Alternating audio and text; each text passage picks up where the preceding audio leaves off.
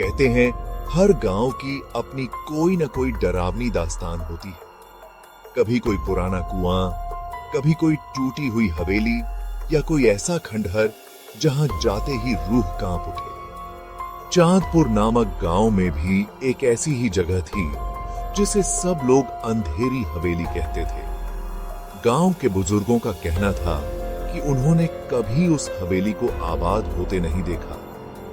उनके बचपन से ही हवेली सुनसान पड़ी थी। दीवारों पर बेलें चढ़ चुकी थी, छत जगह जगह से टूटी हुई थी और खिड़कियां आधी लटक रही थी। लेकिन हवेली के बारे में एक बात सबसे अजीब थी, वो कभी पूरी तरह खामोश नहीं रहती थी। गांव वाले कहते थे कि रात को वहां से अजीब आवाजें आती हैं, कभी जंजीरों की खनक, कभी किसी के रोने की सिसकियां, कभी किसी औरत की हंसी। कई बार लोगों ने कहा कि उन्होंने अंदर जलती हुई लालटेन की हल्की रोशनी देखी, लेकिन जब कोई पास गया तो हवेली अंदर से अंधेरी ही मिली। गांव के लोग उस रास्ते से भी गुजरना पसंद नहीं करते थे, यहां तक कि दिन में भी नहीं।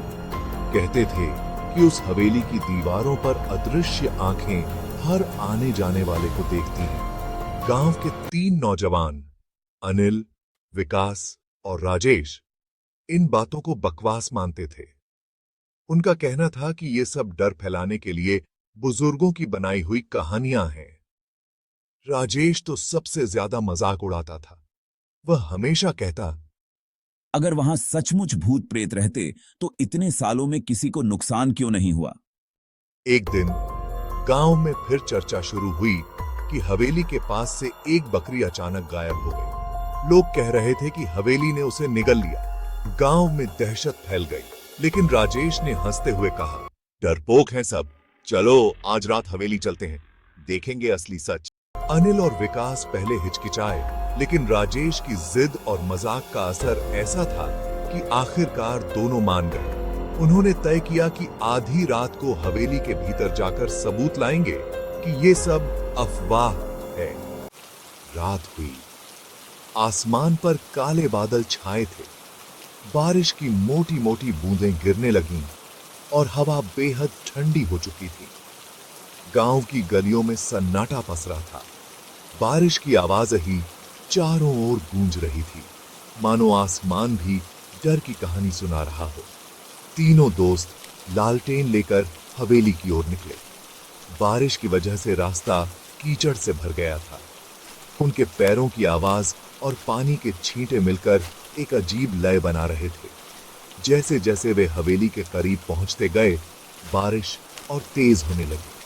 अजीब बात यह थी कि बारिश की तेज आवाज के बीच भी झींगुरों की आवाज अचानक बंद हो गई। न कोई उल्लू, न कोई परिंदा, सिर्फ उनके कदमों की आहट और बारिश की गड़गड़ाहट। जब वे हवेली के गेट तक पहुंचे तो गेट जंग खाया हुआ और आधा टूटा हुआ था। उन्होंने जोर लगाया। गेट ने एक भयानक चीख जाबाज जैसी आवाज की और खुल गया। अंदर घना अंधेरा था। बारिश की बूंदें अब हवेली के टूटे छज्जों से टपककर भीतर गिर रही थीं। लालटेन की रोशनी भी मानो दीवारों पर चिपककर बुझने को तैयार हो। जैसे ही वे भीतर दाखिल हुए, एक अजीब सी नमी और बदबू ने उनका स्वागत किया। बारिश का पानी जगह जगह रिसकर अंदर आ रहा था। फर्श पर गीला कीचड़ और टूटी फूटी जंजीरें बिखरी थीं। दीवारें काई से ढकी थीं और हर कोने में मकड़ी के मोटे जाले लटक रहे थे। अनिल को लगा कि किसी ने उसके कंधे को हल्के से छुआ। उसने तुरंत पीछे देखा, मगर वहां कोई नहीं था। उसका दिल धड़कने लगा।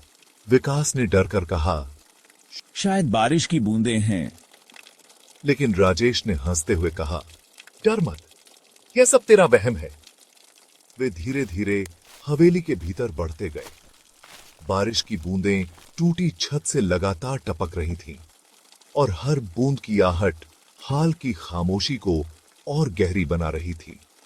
दीवारों पर लटकते पुराने चित्रों में राजाओं और रानियों जैसी शक्लें बनी थीं, लेकिन उनकी आंखें अजीब थीं, जैसे वे हिल रही हों।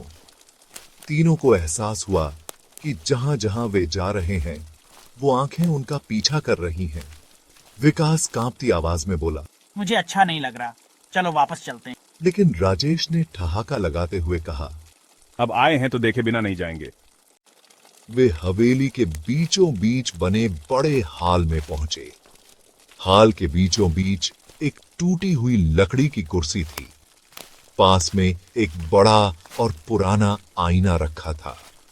उसकी सतह पर दरारें थीं और उस पर लगातार बारिश की बूंदें टपक रही थीं, मानो कोई अदृश्य हाथ ऊपर से पानी डाल रहा हो। राजेश आईने के सामने खड़ा हो गया। उसने मजाक में कहा, देखो, ये आईना मुझे डराने की कोशिश कर रहा है। लेकिन अगले ही पल उसकी हंसी चीख में बदल गई। उसने आईने में अपना चेहरा देखा, लेकिन वो उसका चेहरा नहीं था। वहां एक औरत का चेहरा था। उसके बाल भीगे और बिखरे हुए थे, आंखें खोखली गड्ढों जैसी और मुंह से काला धुआं निकल रहा था।